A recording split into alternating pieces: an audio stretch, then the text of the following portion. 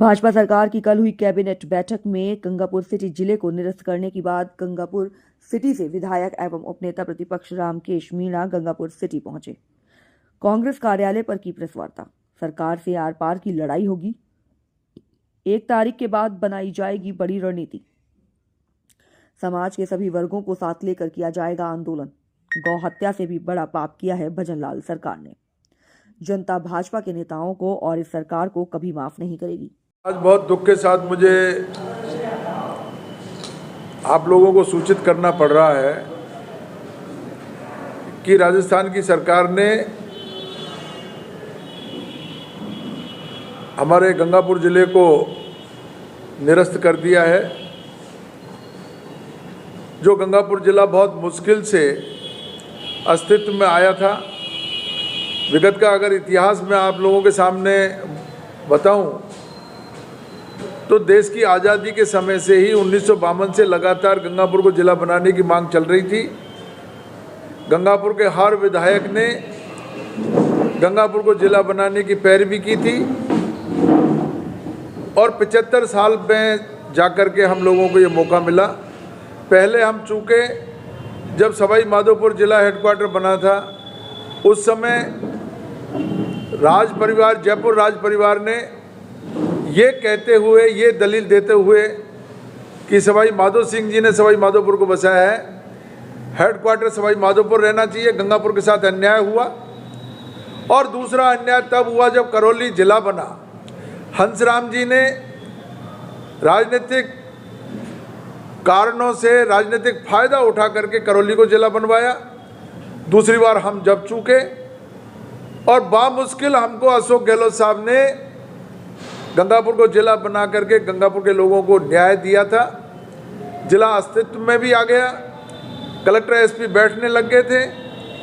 और मैं ये कह सकता हूँ कि राम लोया कमेटी ने पूरी मुस्तैदी के साथ में एक एक बिंदु को जांचने के बाद में गंगापुर को जिला घोषित किया था।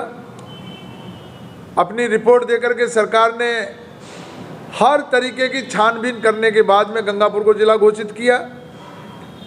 और अब राजनीतिक कारणों से ये बीजेपी की सरकार ने गंगापुर को अभी जिले को निरस्त कर दिया है।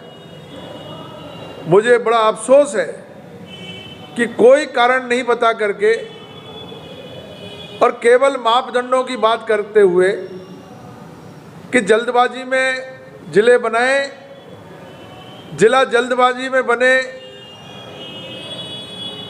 ये बात तो समझ में आती है, लेकिन मापदंड कोई चेंज नहीं हो सकते जल्दबाजी में।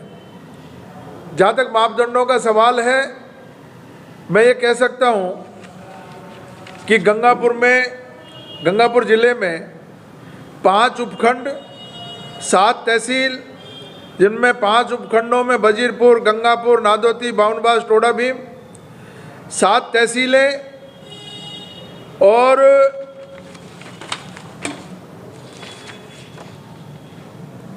2 उप तहसील, 4 पंचायत समिति, 47 भू अभिलेख निरीक्षक वृत्त, 147 पटवार मंडल और 152 ग्राम पंचायत है। अर्थात जहाँ तक आप तहसीलों की बात करते हो, उपखंडों की बात करते हो, वहाँ तक गंगापुर पूरी तरीके से मापदंडों पर खरा उतर रहा था।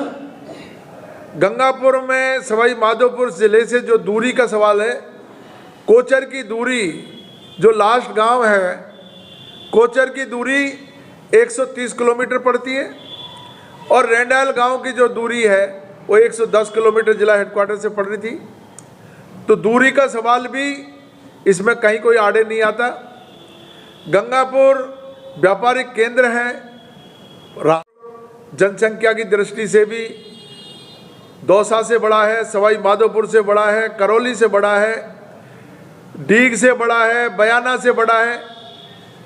तो जनसंख्या के हिसाब से भी जो हमारे 12.5 लाख के लगभग की जनसंख्या है, तो 12.5 लाख जनसंख्या जिला बनने के लिए पर्याप्त से ज़्यादा जनसंख्या हमारे गंगापुर की थी है।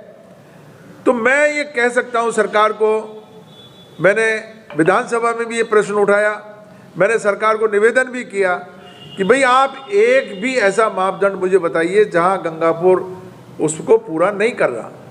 गिरिराज सिंह कुशवाहा साहब की जो रिपोर्ट गई थी, उस रिपोर्ट के आधार पर कार्रवाई हुई, रामलुवाया कमेटी ने उसकी समीक्षा की, हर मापदंड खरा उतरने के बाद में गंगापुर को जिला घोषित किया। राजनीतिक कारणों से हमारे साथ ये अन्याय किया है सरकार ने। भजन लाल जी से मैं पूछना चाहता हूं, आप मापदंडों की बात कर रहे हो, भरतपुर से डीग की दूरी मात्र 38 किलोमीटर है, जनसंख्या भी गंगापुर से आधी है, भौगोलिक स्थिति गंगापुर की वहां से बेहतर है,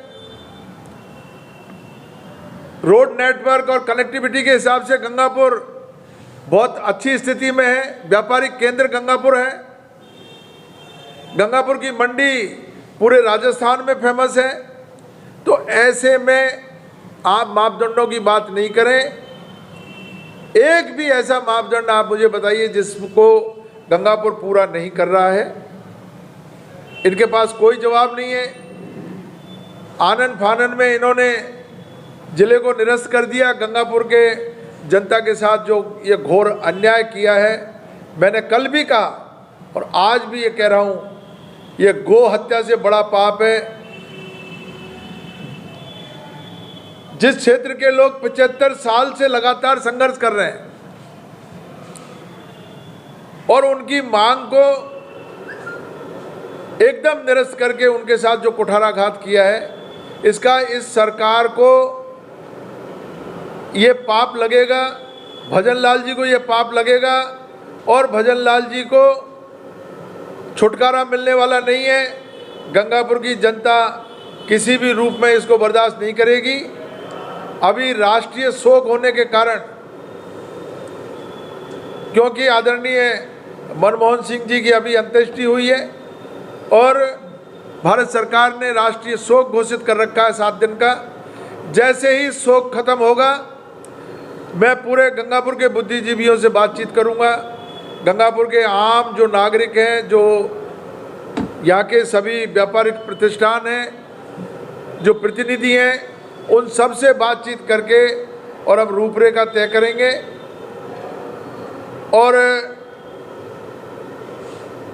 सरकार से ये मांग करेंगे कि आपका जो निर्णय है उसको आप बदलिए। गंगापुर के लोगों के साथ जो आपने इनजस्टिस किया है, इसको आप अपना निर्णय बदल करके और गंगापुर जिले को यथावत रखें। है और जनता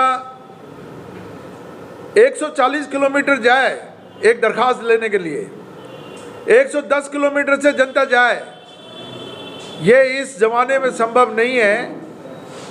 छोटे छोटे जिले इसी आधार पर बनाए जाते हैं कि लोगों को सहूलियत मिले, लोगों को सुविधा हो और लोक कल्याणकारी सरकारें जनता के हित के लिए काम करती है, उसमें पैसा नहीं देखा जाता। और पैसा भी ये विभिन्न किस्तों में पैसा लगने वाला है, कोई एक साथ लगने वाला नहीं है। गंगापुर में फ्री ऑफ कॉस्ट हमने ज़मीन उनको दिलवा दी, करीब 100 बीघा ज़मीन कलेक्ट्रेट के लिए है और सिविल लाइन के लिए, पुलिस लाइन के लिए, कलेक्टर एसपी के बंगले के लिए, सर्किट हाउस के लिए, सब जो डिपार्टमेंट हैं उनके लिए लगभग ज़मीन सबके लिए रिजर्व हो चुकी है। ज़मीन का एक पैसा भी सरकार का अभी कोई लगा नहीं है।